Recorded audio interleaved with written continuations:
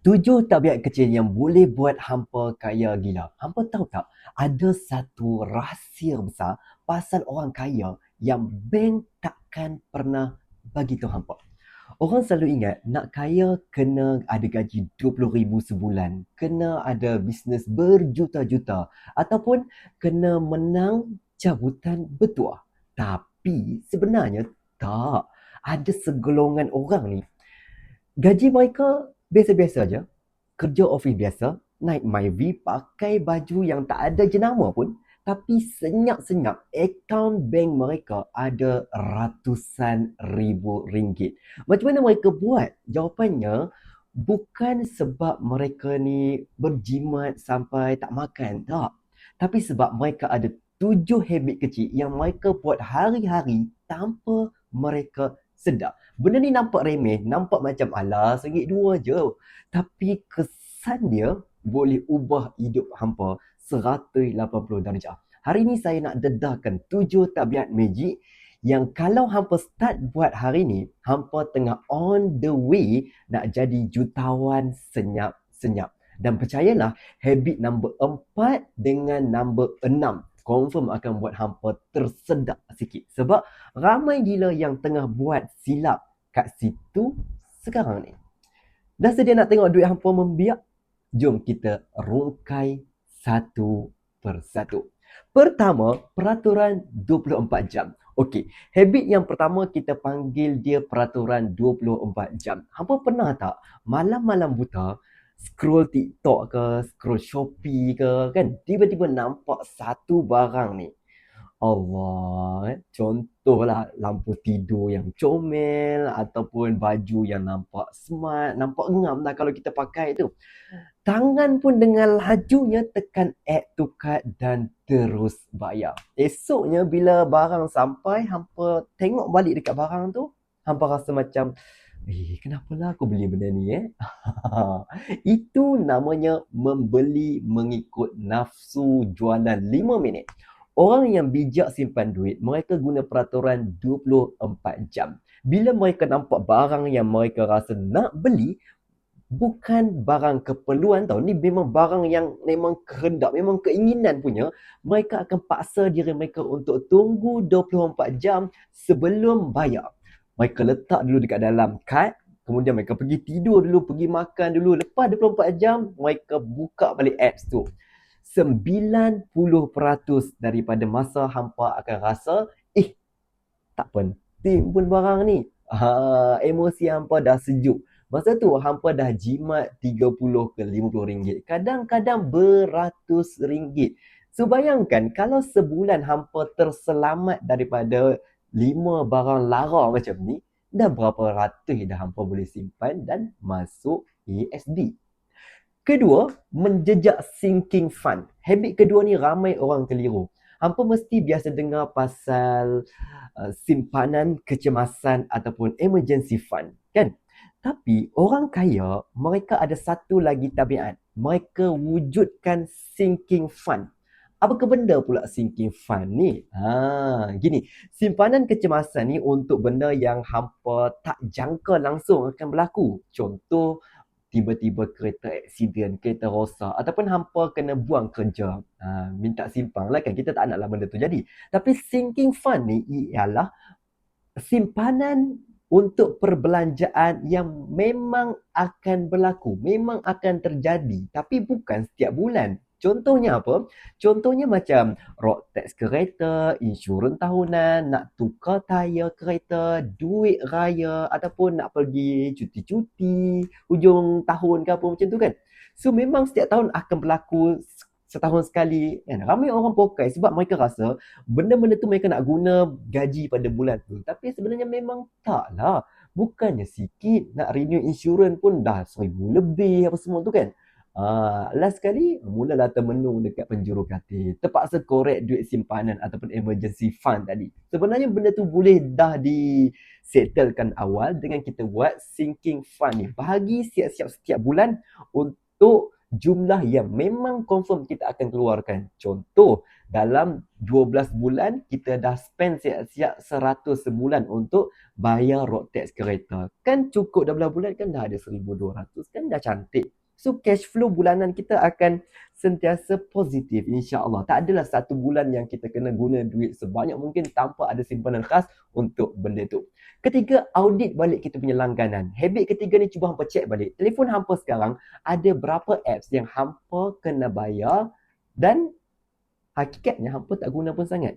Netflix, Spotify, YouTube Premium, iCloud Storage, apps edit video, gym, Astro. Benda ni nampak kecil. Contoh macam Netflix. Sebulan dalam RM55 ke? Spotify dalam RM15. Tapi hampa sedar tak? Benda ni semua dipanggil the silent killer kepada dompet hampa. Habit kecil orang yang ada kesedaran kewangan tinggi ialah mereka buat audit langganan setiap 3 bulan. Mereka akan duduk, mereka akan tengok statement bank dan tanya, bulan lepas berapa kali aku buka Netflix? Kalau sekali dua je sebab sibuk kerja, cancel lah subscription tu. Jangan fikir panjang-panjang. Tak berbaloi.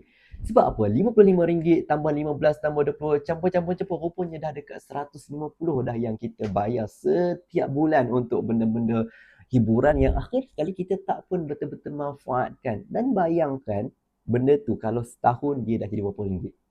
Dan bayangkan kalau kadar 150 tu kita simpan, kita buat pelaburan, dia akan dapat satu jumlah yang tinggi setiap tahun. Senyap-senyap dia dah jadi macam tu. Okey? Yang keempat, memasak atau meal prep sendiri. Tabiat yang keempat ni yang saya cakap tadi. Ini memang panas sikit. Hampa sedar tak? Lubang paling besar yang buat duit kita bocor setiap bulan adalah makanan. Zaman sekarang, nak makan senang sangat kan? Tekan-tekan kat telefon Grab je, makanan dah sampai depan pintu. Tapi kos dia makanan RM15, delivery fee RM5, service tax RM2. Lepas tu ada pula small order fee pula. Total dah dekat RM25 untuk sekali makan. Kalau sehari 2 order dah RM50. Sebulan dah RM1,500 untuk seorang makan je. Macam tak logik kan? Tapi itulah hakikat. Habit kecil orang yang cepat kaya ni, mereka tak semestinya tak makan luar langsung. Bukan tak makan luar langsung, tapi mereka amalkan meal prep ataupun masak perkara-perkara basic dekat rumah. Hampa tak payah jadi chef one pun. Masak nasi goreng, goreng telur, sambal bilis ataupun buat sup ayam yang simple-simple je. Dan kalau hampa bawa bekal makanan pergi kerja sekurang-kurangnya 3 kali seminggu, hampa tahu tak? Berapa banyak dah hampa dah jimat dengan tu. Sehari jimat RM20 contohnya. Seminggu 60. Sebulan dah 240. Duit 240 tu hampa boleh guna untuk beli barang dapur yang berkualiti, yang sihat untuk bulan depan pula. Berbaloi sangat tu. Ya? Yang kelima, upgrade ilmu. Bukan upgrade gaya hidup. Habit kelima ni sangat psikologi. Nama dia lifestyle creep ataupun inflasi gaya hidup. Ini fenomena biasa. Bila gaji kita naik, perbelanjaan kita pun automatik naik sekali. Masa mula-mula kerja, gaji kita katakanlah RM1,500. Boleh je hidup naik motor atau kereta second hand, makan mamak. Tapi bila gaji dah naik sampai RM4,500, terus rasa macam, aku kena tukar kereta lah. Barulah setaraf dengan jawatan aku sekarang ni kan. Baju pun dah boleh beli baju. Tak nak dah baju-baju bandel, tak nak dah. Nak beli dekat mall, Uniqlo kan, beli kat butik. Akhirnya walaupun gaji naik double, simpanan tetap zero. Penat kita kerja. Kerja bertambah of course bila kejawatan naik kan.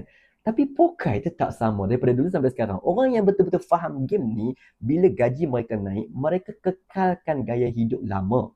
Kalau gaji naik RM1,000, mereka tak pergi ambil komitmen kereta baru yang bulan-bulan RM800. Sebaliknya, mereka ambil RM800 tu untuk mereka upgrade ilmu. Mereka beli buku, mereka buat pelaburan. Mereka belajar tentang pelaburan, mereka join kelas hartanah, mereka belajar skill baru yang boleh buat side income. Mereka simpan dan labur baki itu. Mereka tahu biar nampak biasa kat luar, tapi account bank luar biasa dekat dalam.